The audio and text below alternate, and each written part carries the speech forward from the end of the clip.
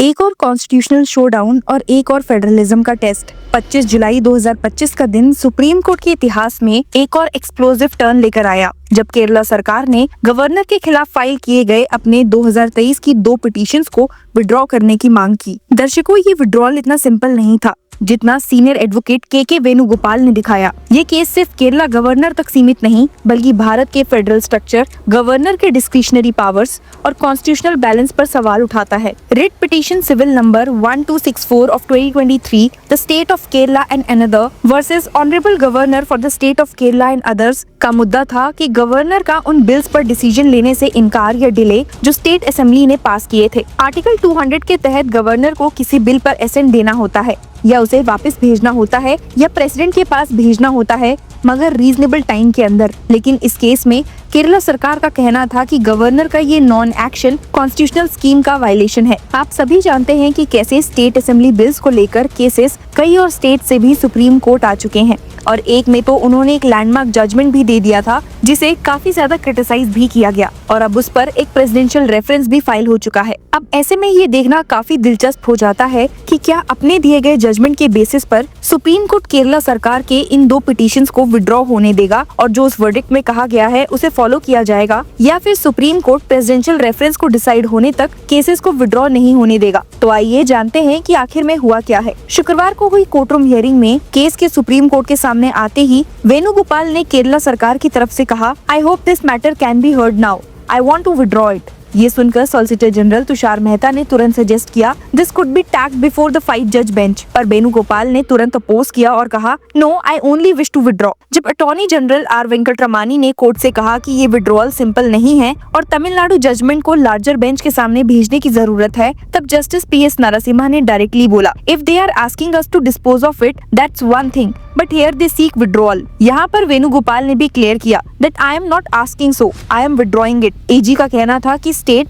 Tamil Nadu judgement पर rely कर रही है, इसीलिए ये विड्रॉल अनकंडीशनल नहीं है, मगर बेंच ने ये रीजनिंग एक्सेप्ट नहीं की और केस को विड्रॉ करने की परमिशन दे दी। एजी फिर भी इंसिस्ट करते रहे that it is not that they are withdrawing it simpliciter because they do not want to pursue the issue. The judgment in the Tamil Nadu case is being relied upon by them. हालांकि वेणुगोपाल ने भी clarity the that I am not relying upon anything. I am withdrawing it. ये पूरा exchange ना सिर्फ technical था बल्कि highly political भी। क्या केरला ने अपने केस को छोड़ा क्योंकि वो प्रेसिडेंशियल रेफरेंस का वेट कर रहे थे, या कोर्ट में किसी अनफेवरेबल रूलिंग से बचने के लिए ये एक स्ट्रेटेजिक रिट्रीट था? ये ड्रामा उस वक्त और तेज हो गया जब कोर्ट ने कह दिया that they want to withdraw it. If they are asking us to dispose of the petitions in terms of the judgment, that is a different issue. इस पे एजी ने अगेन हिंट किया कि स्टेट का विड्रॉल एक कंसील्ड एजेंडा लगता है, पर सुप्रीम कोर्ट ने फाइनल ऑर्डर दिया और कहा, the petition under article 32 and the connected SLP are permitted to be withdrawn. Advocate general K Gopala Krishna कुरुप और स्टैंडिंग काउंसिल CK शशि भी स्टेट के लिए प्रेजेंट थे। आप सभी को ये भी याद दिला दूं कि इस विड्रॉल से पहले भी यूनियन ने अपोज किया था केरला सरकार के इस मूव को, जब 14 जुलाई को हियरिंग हुई थी।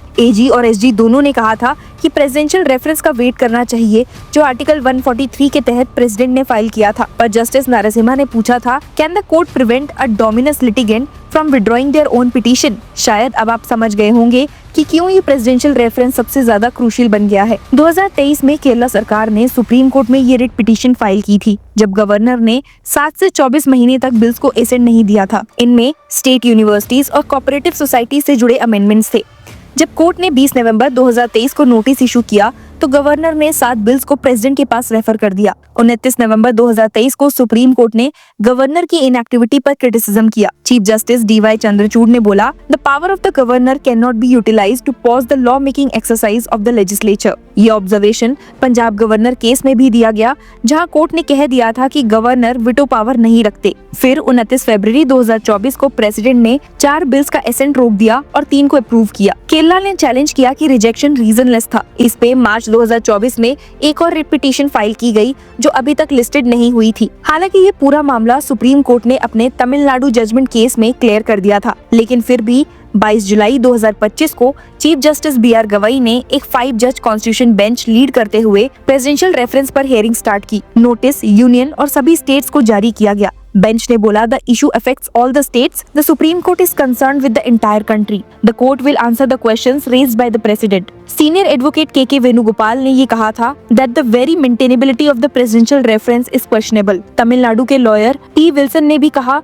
that all the questions raised by the president were already answered in the April 8 judgment of the Supreme Court। Viewers, आपको बता दूं कि 8 अप्रैल जजमेंट में बेंच ने कहा था कि गवर्नर का डिले इलीगल था। जस्टिस परदीवाला ने अपने जजमेंट में आर्टिकल 142 का यूज करके बोला था, we are not exercising our power under article 142 in a casual manner. The actions of the governor were all in clear violation of the constitution. लेकिन अब प्रेसिडेंशियल रेफरेंस ने ये क्वेश्चंस रेज किए हैं, जैसे कि पहला, क्या प्रेसिडेंट और गवर्नर पर टाइम लिमिट्स जुडिशली इम्पोज किए जा सकते हैं? दूसरा, क्या आर्टिकल 142 के तहत कोर्ट एग्जीक्यूटिव एक्शंस को ओवरराइड कर सकता है? तीसरा, क्या गवर्नर के एक्शंस आर्टिकल 200 के तहत जुडिशियल रिव्यू के सब्जेक्ट में हैं जब तक बिल लॉ नहीं बन जाता? और चौथा, क्या आर्टिकल 361 जो प्रेसिडेंट और गवर्नर को इम्यूनिटी देता है उनके कॉन्स्टिट्यूशनल एक्शंस पर जुडिशियल रिव्यू को प्रोहिबिट करता है? ये सब सवाल सुप्रीम कोर्ट के लिए एक मैसिव कॉन्स्टिट्यूशनल डिलेमा क्रिएट करते हैं। Farmer vice president Jagdeep Dhankhar ने आर्टिकल 142 को कहा था a nuclear missile against democratic forces, पर कोर्ट का कहना है कि ये टूल कंप्लीट जस्टिस के लिए है। ये डिकोटोमी ही आज का सबसे बड़ा कॉन्स्टिट्यूशनल बैटल बन चुकी है। गवर्नर जो कि एक नॉमिनेटेड अथॉरिटी है, क्या वो इलेक्टेड स्टेट लेजिस्लेचर के डिसीजंस को इंडेफिनेटली स्टॉल कर सकता है? ये पहला केस नहीं है जहां ये सवाल उठ रहा है। तमिलनाडु, पंजाब, केरला सभी स्टेट गवर्नर्स इस पॉकेट विटो से परेशान हैं।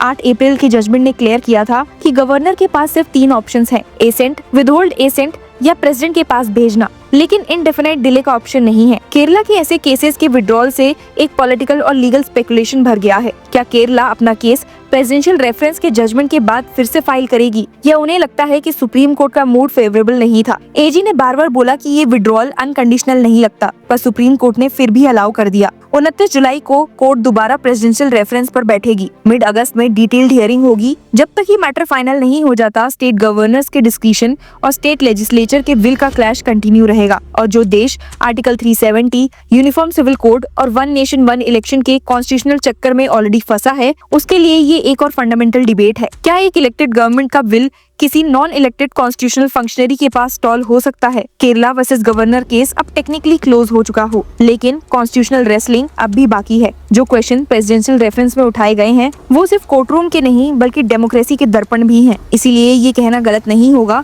कि गवर्नर के पेन ने अब पार्लियामेंट के वोट को टक्कर देना शुरू कर दिया है और सुप्रीम कोर्ट भारत की डेमोक्रेसी का रेफरी इस मैच में नेक्स्ट मूव डिसाइड करेगा। Let's wait and watch what unfolds next. Hello law lovers and justice seekers, welcome to law Chakra. हम आपके लिए लेकर आए हैं कुछ बहुत ही exclusive. Introducing law Chakra prime membership, जो आपको देगा exclusive access like never before. बनिए लॉ चक्रा की प्राइम मेंबर और अनलॉक कीजिए full potential of legal knowledge. अभी ज्वाइन कीजिए।